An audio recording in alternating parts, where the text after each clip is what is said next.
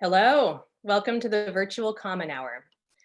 My name is Rachel Anderson-Wayburn, and I am the co-chair this year along with Jim Strick of the Common Hour Committee and an associate professor of theater. I'd like to introduce our ASL interpreter, Emily Phipps, who is interpreting for us this fall.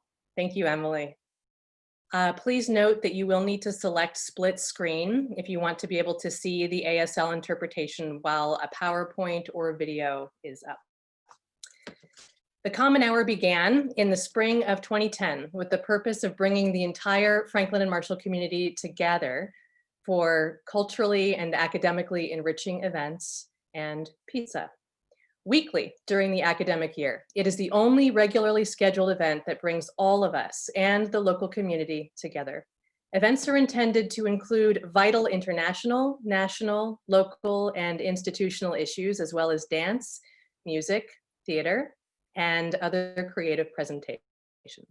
Due to our new module schedule this year, Virtual Common Hour takes place on Wednesdays, and we continue our tradition as a community of students, faculty, staff, alumni, prospective students, donors, trustees, and members of the Lancaster community and beyond. We are very happy that all of you are here with us. Next week's Common Hour features Carol Kuhneholm with a talk entitled "The Sad Shape of Pennsylvania's Democracy, or Why Redistricting Matters." This week we are featuring student groups as virtual pizza servers.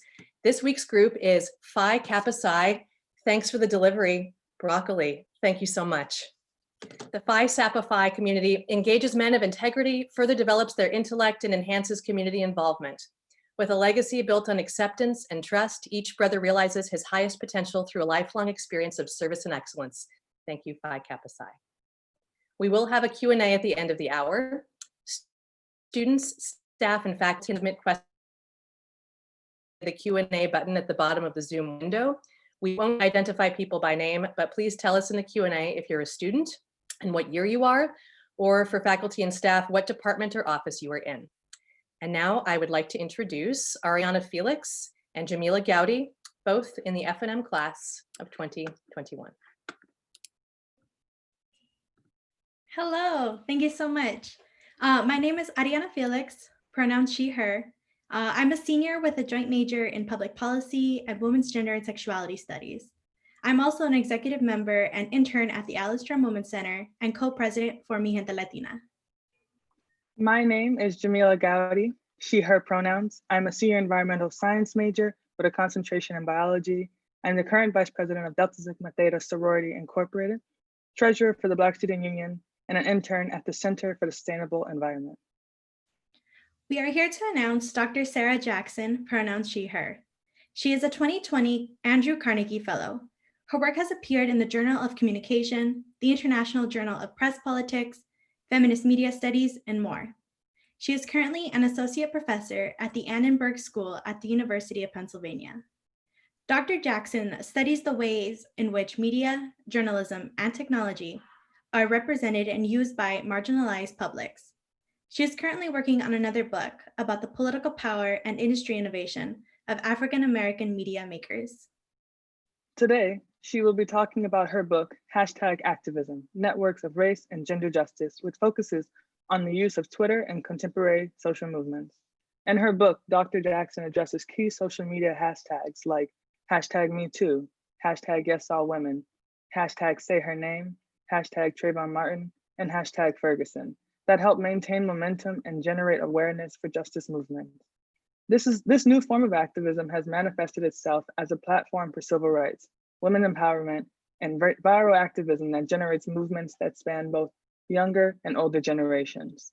Please join us in welcoming Dr. Sarah J. Jackson.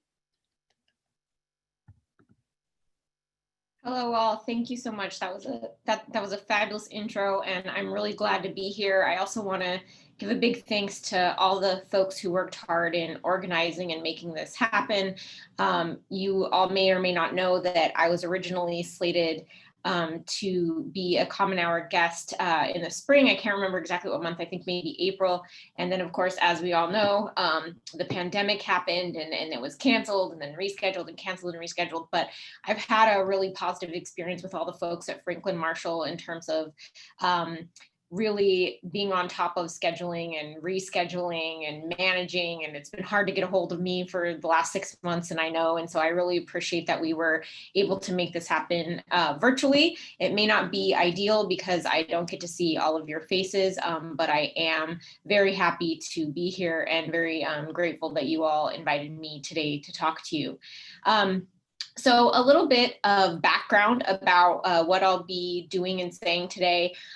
Just to get started, as the great intro mentioned, I'm an associate professor at the Annenberg School for Communication at the University of Pennsylvania, and I study basically how African American and feminist and other marginalized groups make media, how the media cover activism that evolved from those groups, and I'm particularly interested in the power and introduction of alternative narratives, and I'll talk a bit theoretical in a minute about what I mean by alternative narratives.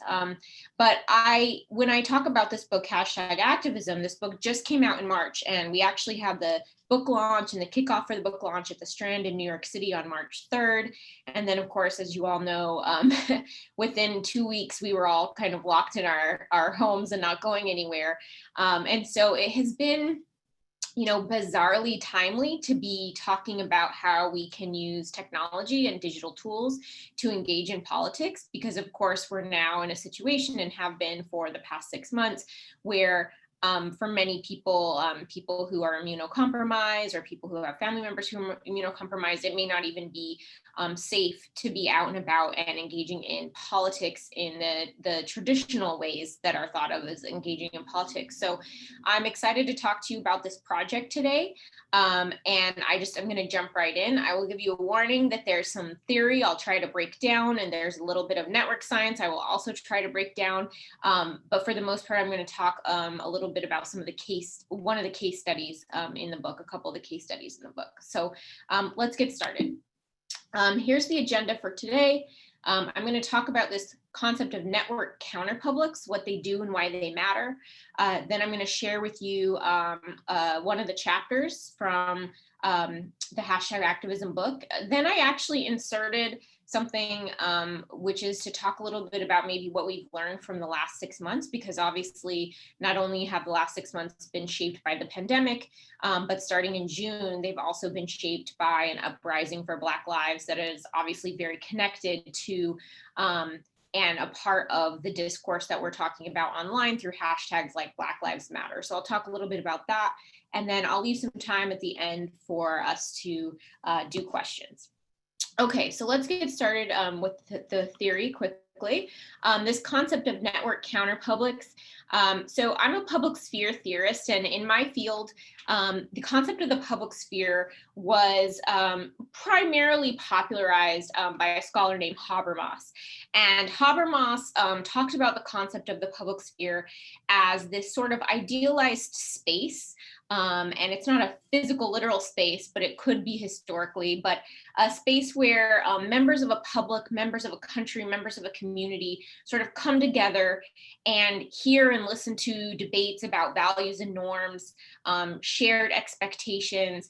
And through doing that, they kind of come to agreements about what democracy should look like and how they might engage or how they might agitate and things like that. And Habermas really looked at historical cases. So he looked at cases like what happened in France after the French Revolution, and what happened in England after the end of the official monarchy, and how did people in those countries come together and develop new forms of democratic government that were, by the people, for the people, and reflected greater numbers of voices. And Habermas says, well, in contemporary society, there's millions and millions of us, and we don't really have literal spaces where we come together and engage engage in these debates, but often media, journalism, television, other spaces like that play the role of the intermediary, where it helps the public kind of come to consensus about values and norms and what we believe in our society. Now, this is a really useful idea to thinking about how democracies evolve, but Habermas was immediately met with some criticism about this concept of the public sphere, which you might have been thinking as I was explaining it to you, which is that historically there really has been no time in history when everybody was actually democratically included in these sort of debates that shaped and formed democratic government. So after the French Revolution, after the end of the monarchy in England, these periods of time that he looked at, for example, as you see in the picture over here, you know, the people who were writing the documents, and the same can be said for the founding of the United States, it wasn't everyone. It was in fact an elite group of land-owning wealthy white men who were having the democratic debates and really deciding what democracy should look like and what the values and norms of the society were. And you might make a similar argument about contemporary mass media, although it is much more expansive and inclusive than at historical periods when the public spheres were more limited. There still is a level of elite access that people have to have, elite education, elite access in order to be a part of those debates. And so a feminist theorist named Nancy Fraser came along. And Nancy Fraser— Dr. Jackson, yes. Would you be able to share your screen with us so we can see your PowerPoint, please? Oh, I'm so sorry. I did not start my PowerPoint sharing. Thank you. Sorry about that. Thanks for interrupting me and telling me. Let's see here. I actually,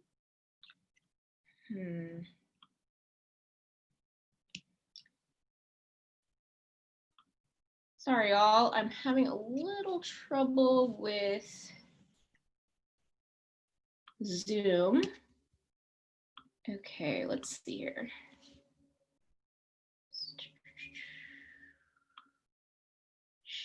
Screen.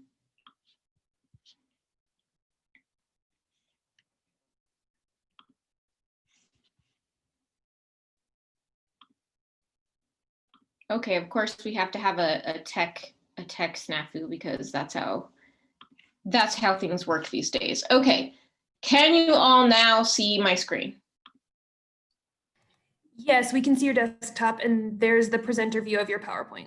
Okay, great. Thank you so much. So thanks for letting me know. All right, so as I was saying, in response to public sphere theory, Nancy Fraser, who was a feminist theorist, came along and said, hey, wait a second.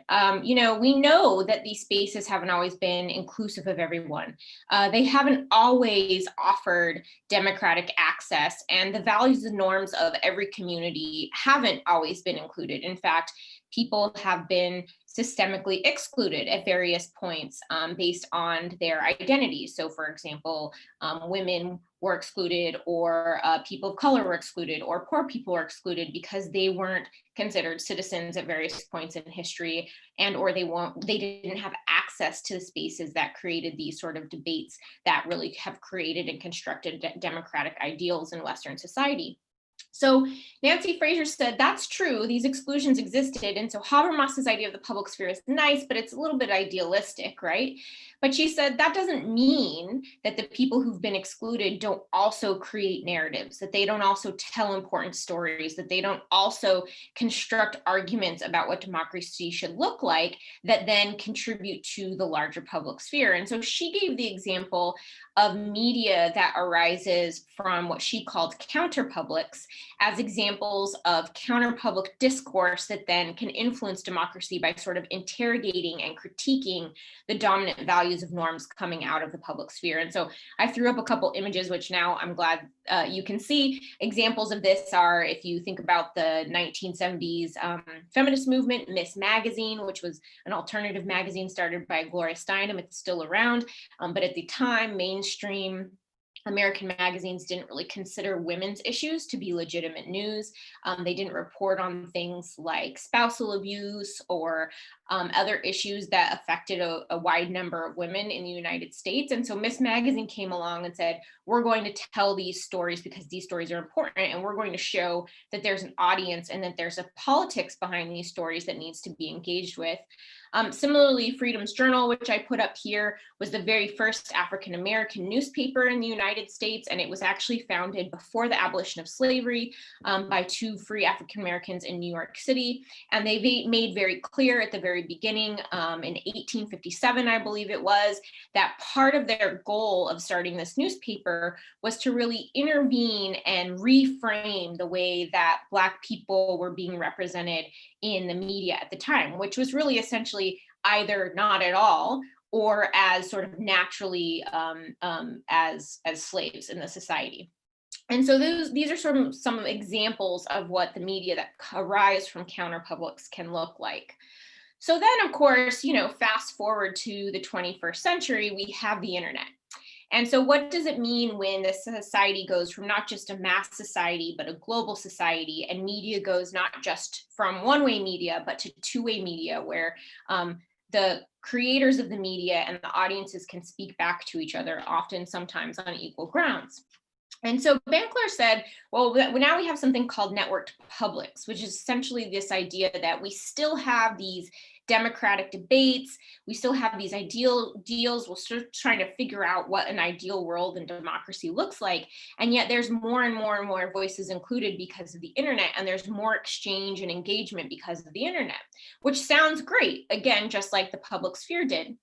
And yet we also know that there are inequalities that continue to exist both on technological platforms and in everyday society. So just because we have the internet doesn't change the fact that particular groups are still excluded often from mainstream democratic spaces, from mainstream politics, and that their sort of stories, needs, and interests are maybe underrepresented or perhaps not represented at all in the sort of more mainstream spaces of politics. And so in the work I've done with one of my co-authors, we introduced this concept of networked counterpublics. We took Fraser's idea of this counterpublic, these groups who maybe historically were excluded or continue to be excluded, but continue to insist on different sets of demands and stories. And we said, what does this look like online? What does this look like on the internet? Well, it looks similar to how it looks off the internet. It looks like people telling stories from very specific identity-based communities and insisting that these stories be heard and valued alongside of the more mainstream or more dominant public sphere. Okay, so I told you I was going to go into theory. That's the theory. I will leave the theory behind, but I wanted to give you that so that you could sort of understand some of the framing of the project. So I want to give you a quick example of what the public sphere versus a counter-public response might look like, okay? Dr. Jackson, I'm so sorry. We are interrupting you again because we care about your work very much and don't want to miss any of it. I'm afraid that we're able to see you only in presenter view on the PowerPoint, which means that we're not able to read it very clearly. Would you consider going up to the top of your screen and trying either use slideshow or swap displays? We're not sure which one will be most effective. Okay, going up to the top of the PowerPoint screen here. Yeah, it should be over to your left. Do you see a menu that says use slideshow? Yep. Okay, is that better for you all? Yes. Okay. Great, fabulous. We have to interrupt you again. We'll do it with song and dance. Okay, all right. I was like, hopefully we are good to go now. Okay, so I wanted to give you this quick example of what we're talking about when we're talking about sort of the mainstream or dominant public sphere and counter publics in digital space. And so I'm going to use a tweet example that was actually the tweet that inspired this book, early versions of this book, that then we sort of launched off of. So in early 2014, the New York City Police Department tweeted this tweet, which I hope you can all clearly see, asking, do you have a photo with a member of the New York City Police Department? Tweet us and tag it, #MyNYPD. It may be featured on our Facebook. And this was interesting because this is a government institution, sort of an institution that has, access to media, that has access to journalists, that has access to sort of telling and shaping their own narratives and stories about their role in society, in this case, law enforcement, saying, hey, we want you to participate in shaping this story. And we're even going to give you an example of the type of image we want, right? A tourist in Times Square with two friendly officers. Share your images and we'll share them with this hashtag. Now, just to sort of give you a perspective, many of you are probably looking at this now going, oh my gosh, I can imagine what happened next. But this was early 2014. And so this was before what we now think of or call the Black Lives Matter movement was really on people's minds. And it was really before most Americans were thinking about hashtag activism in any real kind of way. And so what this meant was that a lot of organizations and dominant institutions were engaging in these kind of PR efforts without really thinking about what the consequences of doing something like this might be. And so the result, of course, as you might expect, were tweets like this. Some of them, like this one, sarcastic, but many of them more serious, featuring images of police brutality from protests, police brutality that were related to racial profiling incidences, critiques of stop and frisk in New York City, images of police brutality from historical cases, all kinds of cases. And these types of images flooded the hashtag MyNYPD. And so I looked at this and I thought, this is really interesting because this is a really great example of what happens in the networked public sphere when counter-publics insist on being heard, which is to say the mainstream kind of told them, this is what we want to see. We want to see these friendly images with the police and how they're helping you out in Times Square. And people who felt like they weren't being represented or heard by that narrative, by that sort of dominant narrative, said, actually, this is our experience with the police. These are the images we want to share. And sure enough, what happened was the image that you see, I think it would be on your right, left, the one from Defended in the Streets. Those are the type of images that flooded the hashtag and actually made it trend. And so in this case, this had a really powerful effect online, which was to say that the original narrative, the dominant narrative, was subverted by ordinary people just sharing images and participating in the hashtag. And so this was a question that really made me kind of excited to think about and study counterpublics on Twitter, which led to us really moving into this larger book project where we look at a whole lot of different hashtags on different political issues and think about really how hashtags can be effective in spreading counterpublic discourse and representing groups and interests that maybe historically have been excluded or ignored in more mainstream media spaces. So my co-authors are Moya Bailey and Brooke Foucault-Wells. Moya Bailey is a digital humanist and Brooke is a network scientist. And the three of us together worked on this project for about 5 years.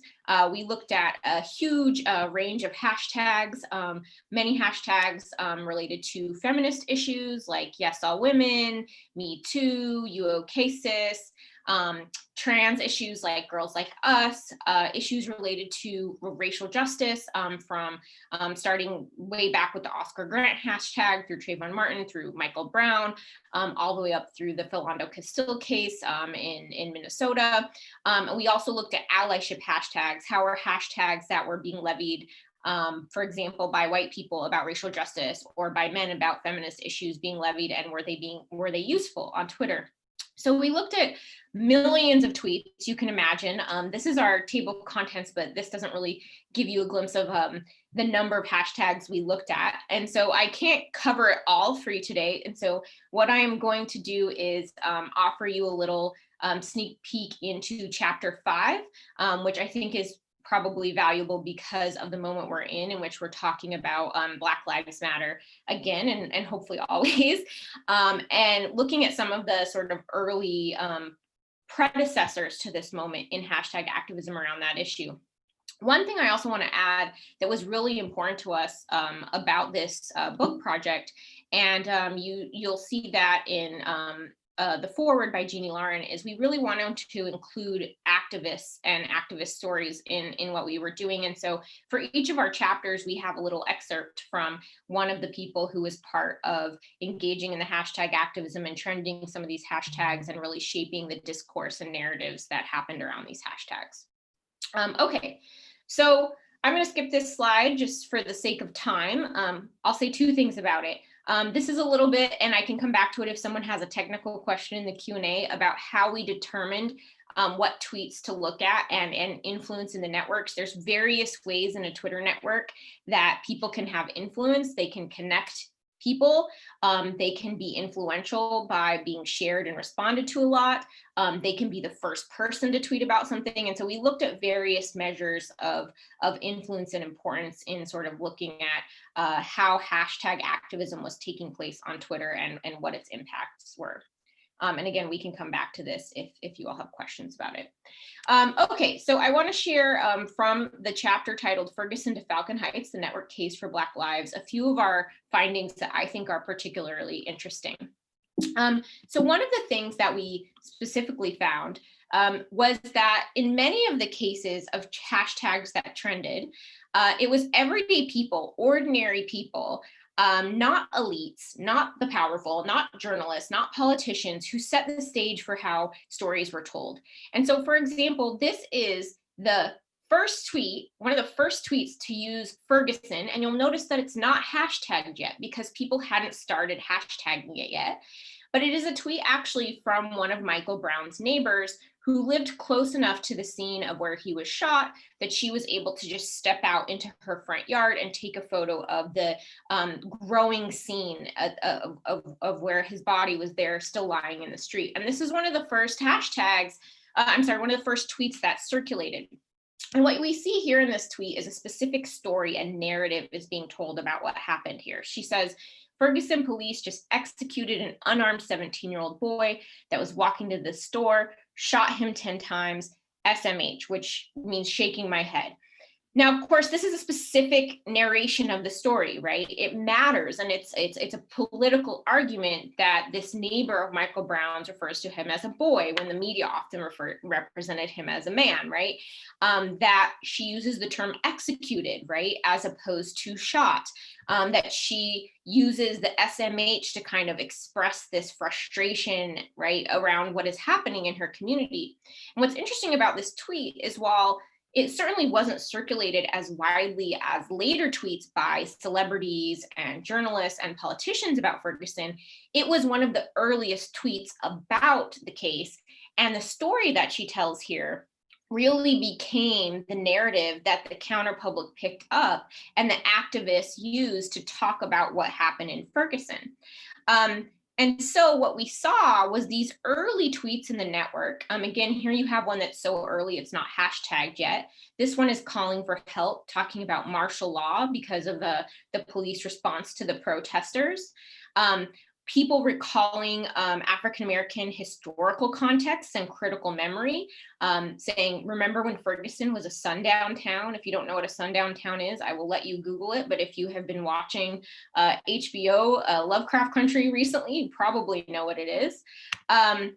And even engaging in media criticism. And so here you have a local Antonio French, who at the time was not a politician, but later became one because of his role in responding as an activist to what happened in Ferguson, responding to the St. Louis local newspaper, which had described their response to Michael Brown's killing as a mob reaction.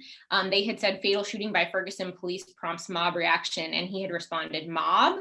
Why didn't you just use the word community? And so in all these tweets, we really see early on that folks are reframing the story. They're framing the story from the perspective of the community, from the perspective of African-American histories with violence and police abuse.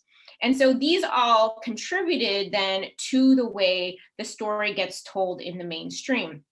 This is one of my favorite early tweets and one of the first ones to use the hashtag Ferguson, where there's really a level of media criticism happening here. This tweeter says, watch when teen becomes man, community becomes mob, and murder becomes alleged shooting, right? Really saying, pointing out the fact that there's two different stories being told about what happened in Ferguson.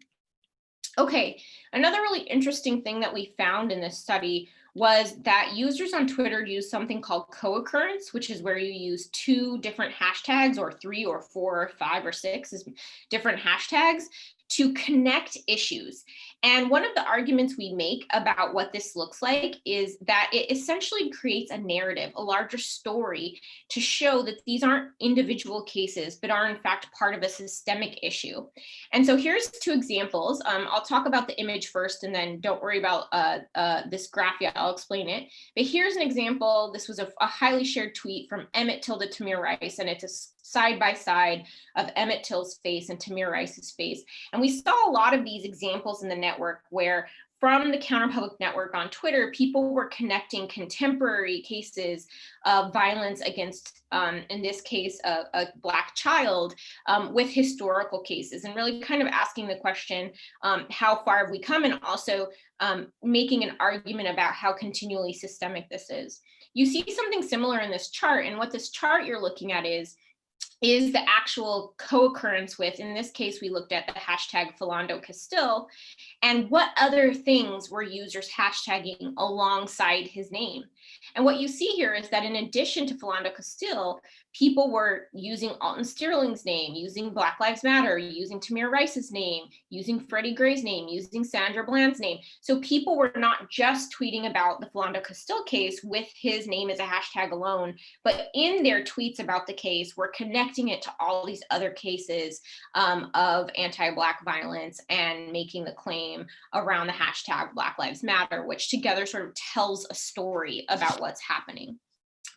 And here's another example of like what that looked like. In some cases, people just tweeted nothing but hashtags.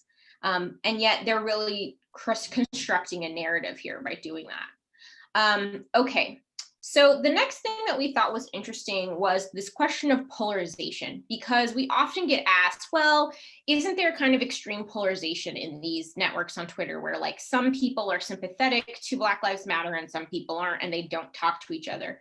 And we actually found something really interesting. We looked at that question in the case after Freddie Gray was killed by police in Baltimore.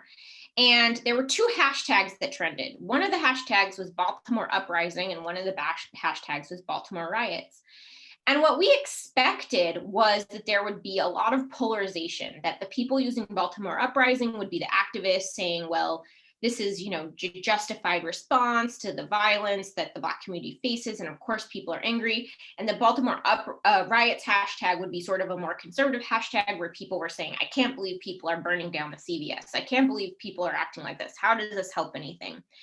And to give you a sense of how we would see polarization in the network, you can see here that Baltimore Uprising is this mustard color, Baltimore Riots is this navy blue maybe color. And if this network was polarized, you would see them not connected. You would see them sort of appearing at distinct spaces away from each other with very few interactions in between.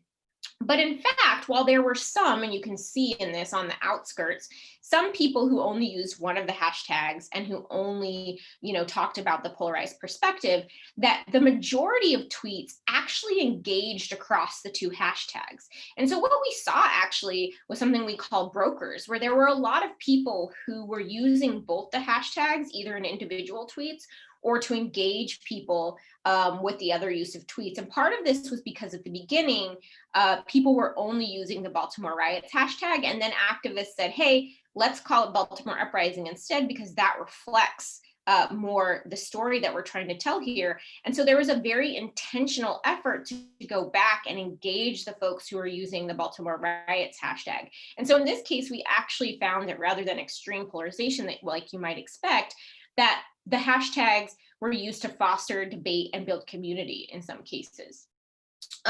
Okay, so moving on from that, I want to just say a couple things. Normally when I give this talk, I then also present one of the chapters on feminist hashtags, and I'm happy if you all have questions about those to answer them in the Q&A, but for the sake of time and in order to talk a little bit about the current moment, I'm going to skip that for now. So one of the things that the takeaway of our book project really, and again, we looked at a lot of different cases, and so we have some really interesting specific findings and examples from each of the different cases that sometimes align with the ones I just talked to you about and sometimes don't.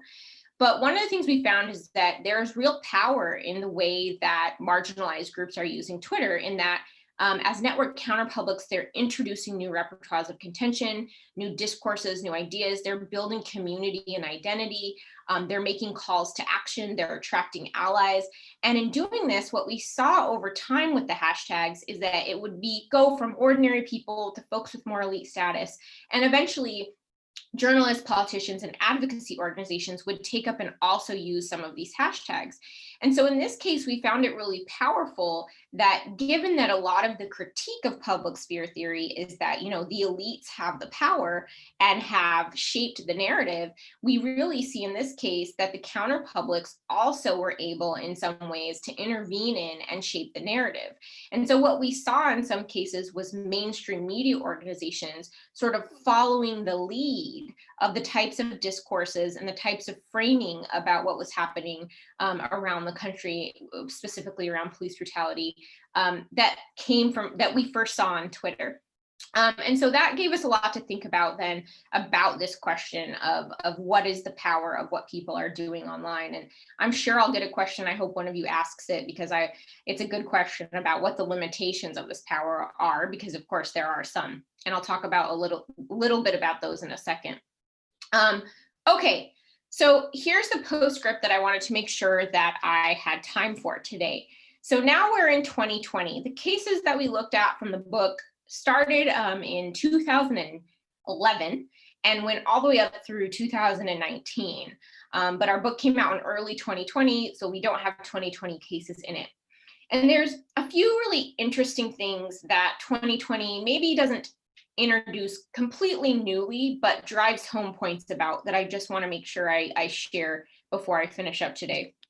One is that online activism really matters because sometimes you literally can't do something in the streets. And we experienced this year because of COVID-19. In April, the Boston Review published this great piece talking about how do you come together to agitate for a better world if coming together itself might make the people that you care about sick.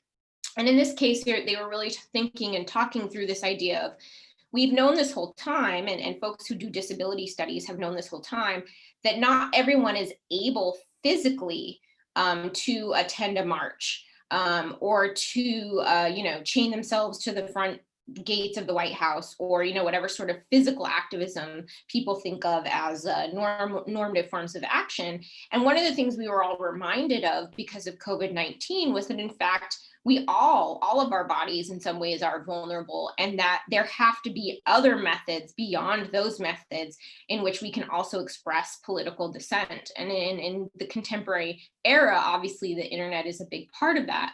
And then of course, when George Floyd was killed in Minneapolis, we saw this. We saw the hashtag Black Lives Matter surge. We also saw people make the choice to go into the streets despite the risk to their bodies, right? And this really speaks, I think, profoundly to how important this issue is to people, that folks were willing to risk their own health and safety to show up. But certainly online, we saw a resurgence of various hashtags, not just the hashtag Black Lives Matter, but many of the hashtags we studied in the book, because as I mentioned, folks often use co-occurrence. And so folks would tweet about George Floyd, Justice for George, and they would also tweet about Trayvon Martin at the same time. They would also tweet about Sandra Bland at the same time. And unfortunately, this summer, we pretty immediately had multiple other cases that were being connected to the George Floyd case, both on and offline in activism. So at the same time, there are some sort of warnings and limitations I want to point out here. And I threw up two headlines, one here from the Los Angeles Times and one here from Vox, that really, I think, speak to some of the limitations, which are this. So many people participated in this Blackout Tuesday on Instagram, where you put up a black square and it was supposed to be a representation of solidarity for Black Lives Matter. And if you paid close attention to the evolving narrative around that, what you probably know now is that that was something that some celebrity activists had started as a way to show solidarity. But unfortunately, what happened was that so many people were tagging their black squares with the hashtag Black Lives Matter that it was actually drowning out the Instagram posts that Black Lives Matter activists were sharing with information about how to organize and where to show up for marches and which politicians and officials to call to demand justice for various victims of police brutality. And so it turned Instagram Black, but there wasn't much tangible effect of that. And so there was a lot of kind of critique and debate at that point about the difference between intention engaging in digital activism and actually impact. And so, I offer that as an example of a great case of always thinking about following the lead of what the activists are doing and what the organizers are doing, rather than assuming that just any type of digital activism is useful. Similarly, very connectedly, is the way that Breonna Taylor, the calls for justice for Breonna Taylor, who we actually just found out today, I just found out right before this event started, that the grand jury has only indicted one of the 3 officers who shot into her home, and on a very small charge. And we can probably guess where that will go. But people started making the demands for justice for Breonna Taylor into memes. So you probably saw these. They were like the 10 best houseplants to grow during quarantine. And then in the last one said, arrest the cops that killed Breonna Taylor. Or it was like, the cutest babies of Instagram. And then the last one was a picture of a baby with like a bubble that said, arrest the cops that killed Breonna Taylor. And this was something that a lot of folks actually found very disturbing, because they felt that turning somebody who was a real person, who was a victim of violence, into sort of a joke meme where you like surprise sprung it on people as part of a different discourse, actually minimized the seriousness and the severity of the calls for justice for Breonna Taylor. And so this is another example of thinking about what effective activism online might look like versus what it looks like to sort of engage in, and often in both of these latter cases, it was well-intentioned engaging and drawing attention, but really thinking through a little bit more deeply some of the politics of that engagement and what it looks like and who it's being done for, and whether or not it's simply performative or it actually works in facilitation of offline activism and of policy and politics change. And so with that, I am going to end. And I just want to say thank you all again for having me. Sorry about the tech difficulties at the beginning. I'm happy to go back to slides that folks couldn't see or struggled to see. And I would love to take questions. My understanding is that the questions are moderated, and I'm here till 2:30, so happy to take as many as necessary. Yes, we do have a team of folks that are diligently taking the questions you put through the Q&A function and transferring them to a Google Doc for me to read. So please feel free to make use of that particular resource so that we can continue our discourse with Dr. Jackson. So this is a question from a faculty member. Okay. And it goes like this. You talked about some of the limitations of the power of networked counterpublics. Is there a way to turn those limitations to the activists' advantage? For example, using a similar effect to the blackout to drown out racist voices? Yeah, I mean, that's a great question. And I actually think that it answers itself a little bit, which I think, one of the things that we discovered in this project, and one of the things I've insisted on in my own work, is that it's not, of course, that the technology itself, Twitter or Instagram or any other technology, newspapers, right, serve a liberatory function in their essence. It's not that they were designed for that, but it's really that ordinary folks can sort of collectively think through strategies to use the technologies in really innovative and new ways, which is part of what we're seeing through the work of #activism. And so I think that questioner is absolutely right, that of course, as we learn some of these limitations, like the fact that the Blackout Tuesday actually maybe didn't highlight the voices that it was intended to highlight, that can be taken away as a lesson, a sort of learned lesson for the next time, and what it might look like to instead respond to problematic narratives online. And we've actually seen this some in our projects. We looked at Twitter specifically, but in cases where people were tweeting about particular cases of police brutality or using hashtag Black Lives Matter. And there would, in some cases, be trolls or be people introducing misinformation and disinformation or other forms of sort of like abusive content into those and onto those hashtags. We saw several cases where people sort of like responded in mass to those with corrections. And so there was like a thread of corrections of like, actually, this is the story, or that's not true, and here's the links to the Snoops account, or, you know, things like that. And so we saw pretty quickly that people were able to pick up ways to react and respond to some of the more negative outcomes of using this type of strategy for activism. I'm wondering, this is just a follow-up question of mine. It's very interesting the way that you talk about where the activism can begin in terms of, you know, the community members that can now initiate it because of how hashtag activism works. And I'm thinking in particular of that first tweet that you showed from Ferguson before, you know, it even became a hashtag. Could you talk a little bit about how perhaps what we think of as activism or who we think of as activists has shifted? Yeah, well, actually, I love this question because part of my answer is that the problem is more about who we think of as activists and not who have always been activists. And this is a problem I run into because I teach a class on social movements as well, where, you know, many of us have learned stories of activism and histories of activism. And maybe the most classic example I'll use is the civil rights movement, where what we learned was like there were these sort of bigger than life figures and leaders like Martin Luther King, for example, who sort of paved the way and people followed that person.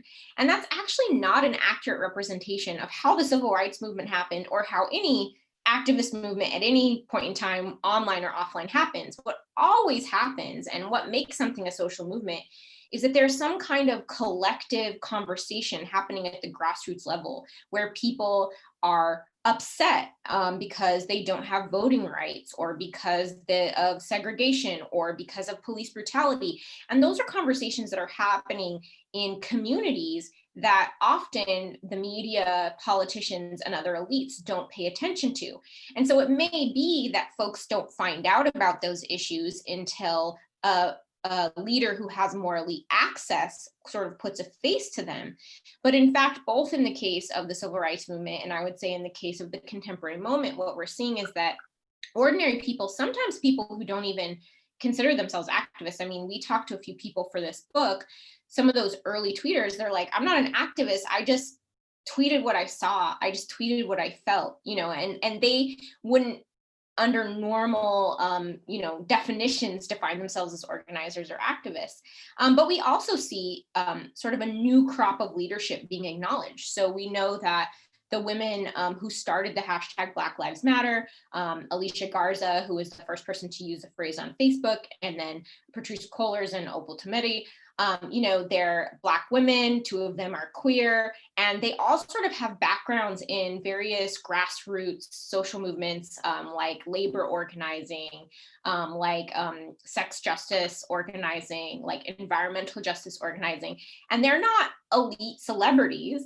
They were kind of ordinary members of their own communities doing that type of work. And of course, they also are not the only ones that have helped this moment happen. It's all these ordinary people who, you know, don't maybe meet the definition of what we think of traditionally as a leader, but are in fact leading by telling the story and narrating the story for the public. And so I do think we're in a moment where people are starting to understand that social movements are actually constructed a little bit differently than that sort of sanitized version of what leadership looks like and sort of where the narratives come from. Mm-hmm. Oh. Awesome, thank you. Mm-hmm. We have another question from a student. Okay. Which is, how do you think Zoom fatigue and overall fatigue of being virtual will affect digital activism in the sense of people becoming numb to the overwhelming posts of injustice? Well, you know, I think there is quite a bit of evidence that people were becoming numb before Zoom, like before COVID happened and before we were on Zoom 8 hours a day, which is, I agree, completely intolerable. And I also dislike it strongly. There's some research on this that there is such a thing as compassion fatigue, and also people are traumatized. So you can imagine, while the circulation of some of the videos and images have led to protests and have led to demands for justice, the circulation of those images and videos also traumatize Black people every time they see them, and can be really emotionally and psychologically exhausting. And everybody at some point, and I think I can't speak for other people, but I feel like I experience this frequently with politics, feels just so exhausted by everything there is to sort of hold and carry that sometimes it actually feels disempowering rather than empowering. And so I think that existed, before we ended up having to be online all the time before COVID.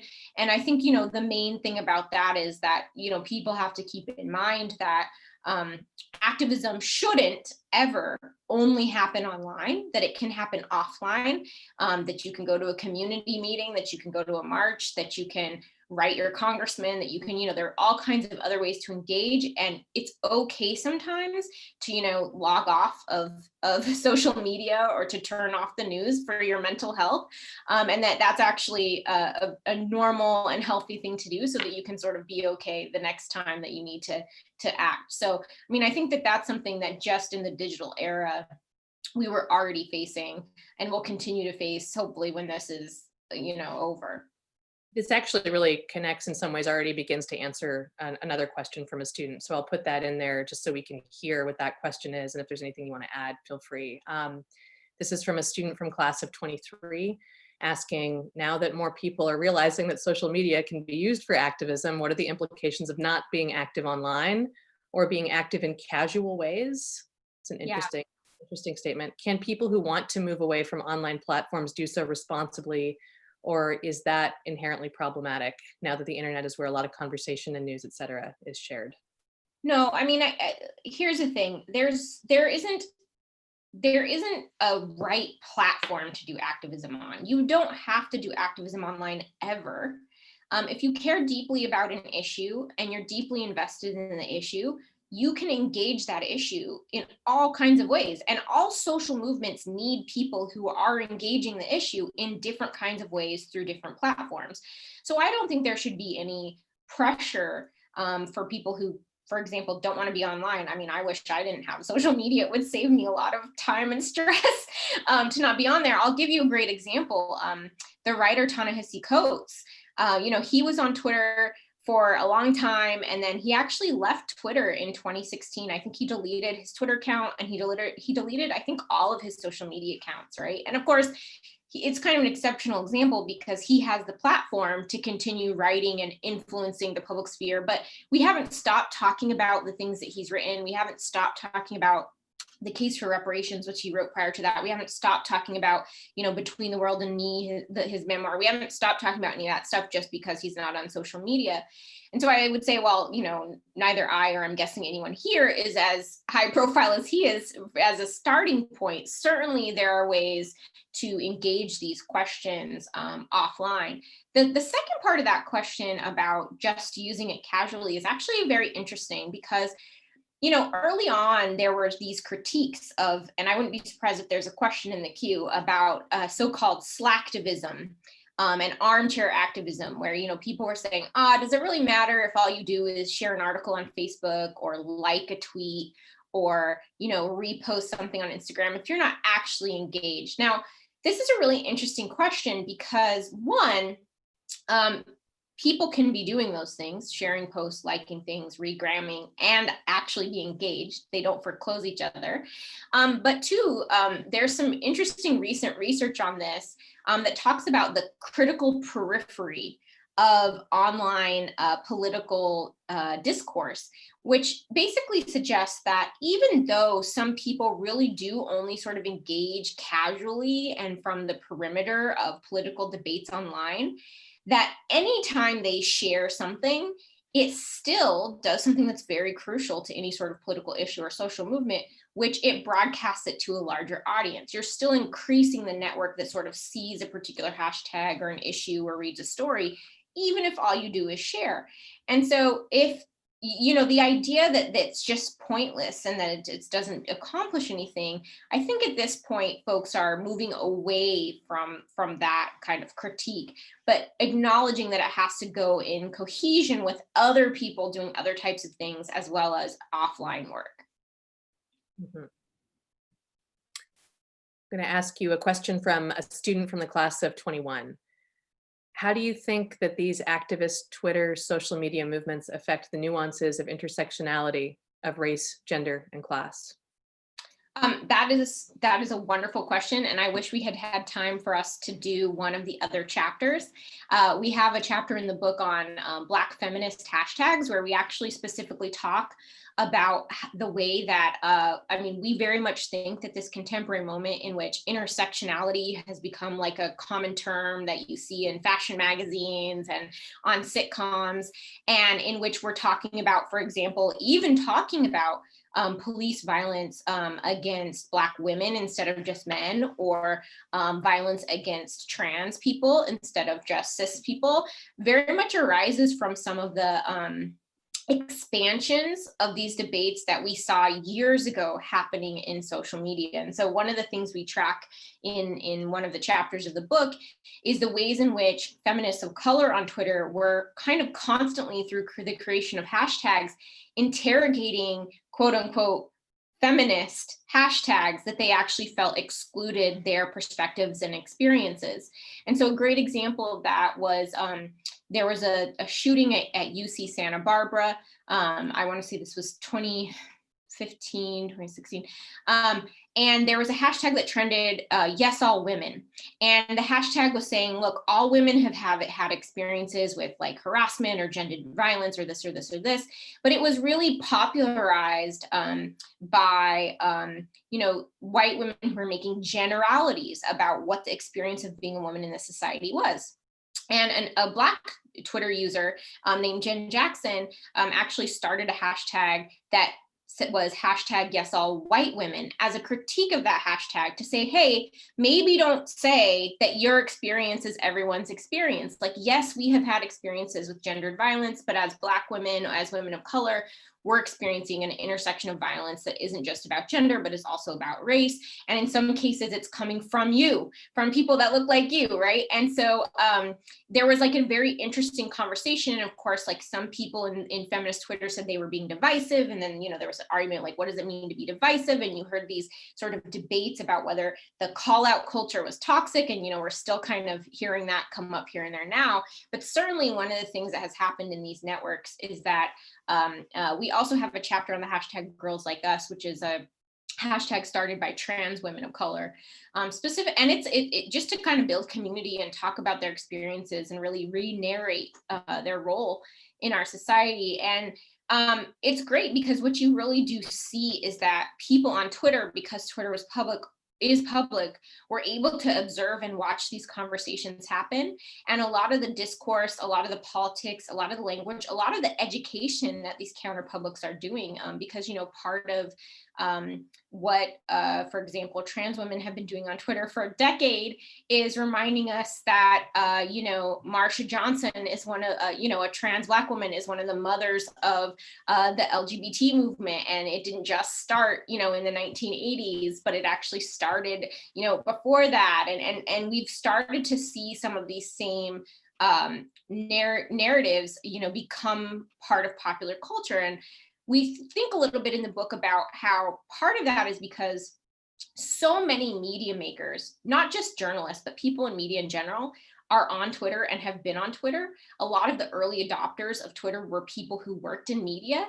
And so we kind of think that, part of what we see happening is that these discourses and these debates were circulating a lot on Twitter, while certainly they might not have been circulating a lot in other places in the American public sphere, but a lot of media makers were seeing them. A lot of media makers were seeing these debates about who feminism serves, what about, women of color, who feminism serves, what about trans women, the intersections of violence and profiling around police issues for genderqueer people, right? And that those folks then often were sort of picking up and sharing some of these same discourses through more mainstream media spaces. So I think there's a connection there. I wouldn't say that we can we have the data to directly say one caused the other, but certainly the cultural moment has been shaped by how those debates have happened online. Oh, you're muted. I can't hear you. Whenever I move my mouth and you can't hear anything, that's what that means. Thank you. I think we have time for one more question. So I apologize for asking just a last large question at the tail end. We don't have much time, but it seems important. This is a question from a faculty member. How do you situate the ethics of sharing videos and pictures of Black suffering and death through this sort of hashtag activism? Yeah, it's a great question. I sort of like tried to hint at this as a concern earlier. And there's some great books out. Alyssa Richardson, who's at the other Annenberg, West Coast Annenberg at USC, it just came out about a book about the cell phone videos. This is a really important question because, as I mentioned earlier, not only can these videos be very, very traumatizing to some of the people who see them, but in some ways they treat human beings as sort of like the objects of consumption. And there are some structures that are very problematic around that. So for example, YouTube makes money every time you watch a video on YouTube. They run ads in between, and so there's been bizarre moments where there's been a police shooting caught on video and it's posted on YouTube, and you go on YouTube and before you watch it, you have to watch an ad for like Coca-Cola or something, and there's literally sort of a capitalized, monetized way in which these videos are making corporations money. But also there's been an argument that they are sort of dehumanizing, that the images and videos themselves are dehumanizing to Black people, because to see Black bodies again and again and again, either dead or having violence committed against them is frankly part of, in some ways, the history of this white supremacist country, in which we used to circulate postcards with lynching images on them. Now, that was explicitly done for entertainment, and arguably now this is done to raise awareness.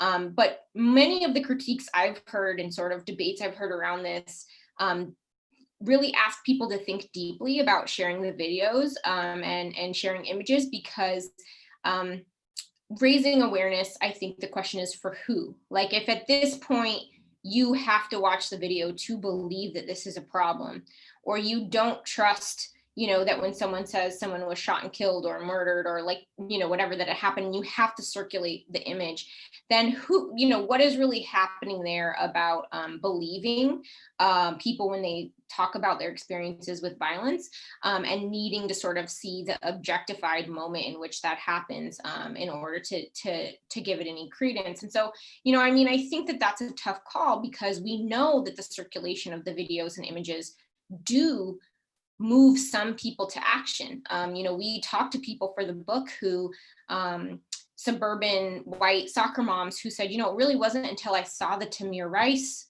video where Tamir Rice was like playing on the playground and he was like shot so quickly, that I saw a kid on a playground get shot, that I really, and people say, I hate admitting that I didn't realize it was that bad, but it was then that I realized it was that bad. And so in some ways we know that it affects people and that it helps people crystallize their politics, but we also know that in some forms it can harm people. And so I think that that's like a very difficult thing to think about balancing, but certainly people should be conscientious about sharing and the reasons for sharing those and circulating those types of images. And there's a lot of scholars who are thinking critically about the visual question there as well, that I'd be happy to recommend. Thank you so much. I know that we are at the end of our time, and I want to thank our audience for such wonderful questions, and you, Dr. Jackson, for a fabulous presentation. Thank you so much. And Mila, thank you for bringing this speaker and for introducing her to our community. Thank you all. I'm so glad everybody attended. I wish we had more time, and I'm still not used to not getting to see people's faces, but I'm going to imagine what I think you may all look like, and just know that I appreciate you listening. And I'm also happy to answer any questions via email that didn't get answered here. So feel free to shoot me an email. Thank you so much. We're all very handsome. I bet. Take care. Bye. Have a good afternoon. Thank you so much.